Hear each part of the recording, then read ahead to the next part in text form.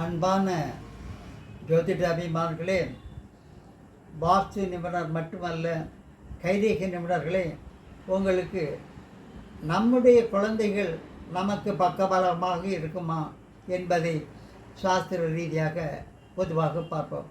பொதுவாக குழந்தையின்மை என்பதை நம்ம ஜாதகம் உணர்த்தும். நம்முடைய ஜாதகத்தில் 5ஆம் இடம், அதாவது சந்தான பாக்கியத்தில் உள்ள இடத்தில் கணவனுக்கோ மனைவிக்கோ 2 பேருக்கும் எந்த கிரகநாதர்களும் இல்லை என்றால் நிச்சயமாக குழந்தை பாக்கியம் காலதாமதமாகும். அப்படிப்பட்ட சூழ்நிலையில் நாம் கைகளை வைத்து நிர்ணயம் செய்யலாம். பொதுவாக இதுதான் திருமண ரேகை. திருமண ரேகையில் நீண்டு நேராக செங்குத்தாக போகும் ரேகையில் குறுகிய ரேகை பெண் குழந்தையினமும், நீண்ட ரேகை ஆண் குழந்தையினமும் நாம் நிர்ணயம் செய்யலாம். அதேபோல் சுக்கிரமேட்டில் இதே போல் நிறைய கோடுகள் சதுரமாக இருந்தால் நிச்சயமாக நமக்கு சந்தான பாக்கியம் உண்டு. அவர்களுக்கான செலவினங்களை நாம் சீர் செய்ய வேண்டிய ஆள்களுக்குத்தான் இப்படிப்பட்ட சுக்கிரமேட்டில் கோடுகள் வரும்.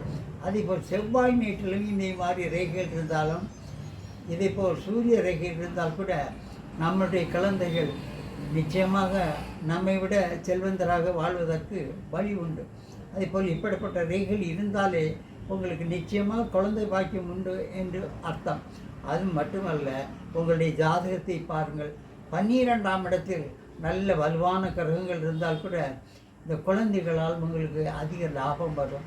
அவர்கள் உங்களுடைய பேரை நிலைநாட்டுவதற்கு அவர்கள் விரும்புவார்கள்.